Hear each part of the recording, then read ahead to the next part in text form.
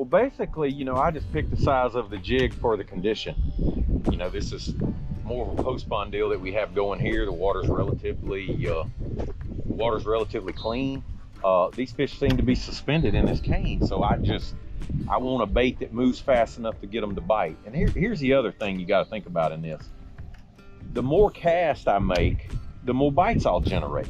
So would these fish probably bite a 1/2 ounce jig? They probably would. I got a 3/4 on there, but I want it to happen quicker. I want to be able to cover more water. It's just like covering water with any bait.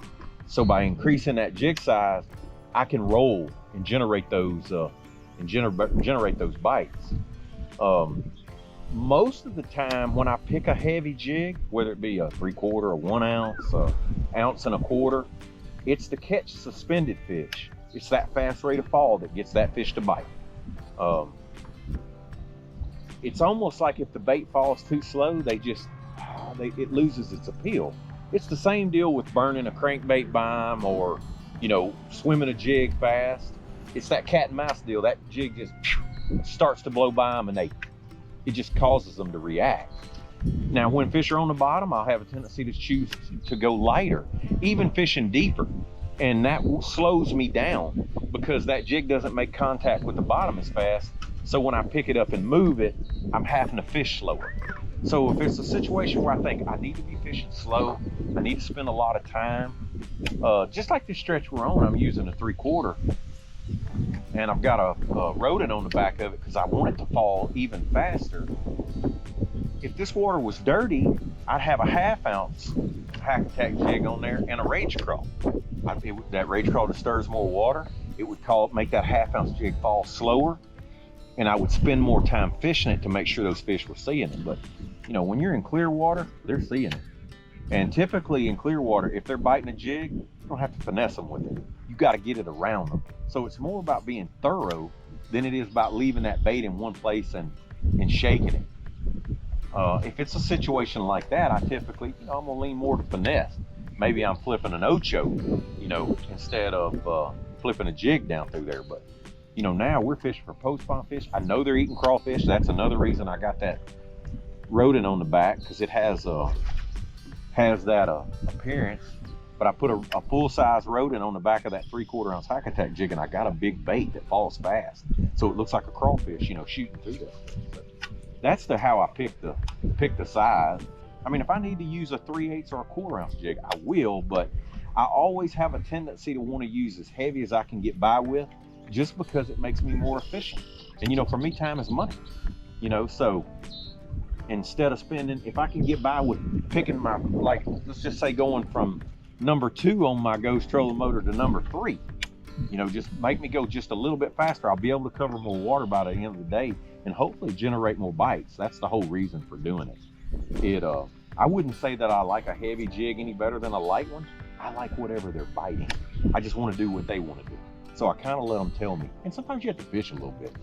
You know what I mean? You can't go out there and say, a 1 ounce jig. So I'll tell you this situation. I'm flipping grass, not necessarily deep grass, 12 to 13 foot stuff on a lake. And early in the morning, those fish are biting a 1 ounce jig, great. And they're down on the bottom. Well, then about 9 or 10 o'clock, the sun gets hot and the bites just go away. And I felt like what was happening, I couldn't get them to react anymore. That jig wasn't falling fast enough. Pick up 1.25 ounces and immediately go back to catching them again. And it's just rate of fall. It's the same difference if I'm flipping with fluorocarbon, I can change the line to braid and get that jig to fall a lot faster. So, those are things I do. I'll change my line size. Maybe I'm using 65, maybe I go to 50-pound braid. It'll make that jig fall faster. Or switching from fluorocarbon to braid. I'm one of those people that I'm not really concerned about the fish seeing the line if I'm fishing around cover, because I don't believe that fish can distinguish between my line and grass or the cover he's around. And I'll be honest with you about this. It's typically, for me, what gets the fish to bite is how the bait reacts. So yeah, if the bait reacts better on 6-pound fluorocarbon, you're going to get more bites on 6-pound fluorocarbon. But on a 1 ounce jig, I don't think that 6-pound fluorocarbon on a 1 ounce jig will get you any more bites than 50-pound braid, because it's not changing the action of the bait. The fish is not looking at the line, he's looking at the bait. So it's all about it being natural. And the other thing about that jig is where they're caught at. That's probably the biggest reason to throw a jig, because if one bites it, 90% of the time you catch it. And you got to pop it out with your hand to get it out. So here's the deal. I have 2 rods that I fish a jig on.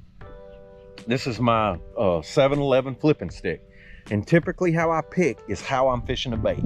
If I'm pitching a bait in, it's hitting the bottom, I'm fishing it basically in one place, I always go with the 7-Eleven.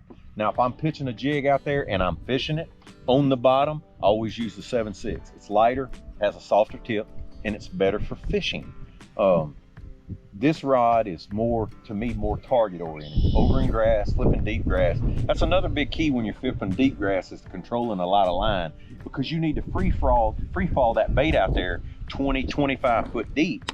You have to be able to get a lot of slack in your line, and that longer rod allows that to happen. So it just depends. I'm fishing what I consider straight up and down on cover, 7-Eleven. If I'm fishing a bait out deep, crawling it, pitching it around boat docks, and I spend a lot of time with the jig on the bottom, I use the 7.6. Reels, this is a Super Duty. Anytime I'm throwing braid, I use a Super Duty because it was built for that.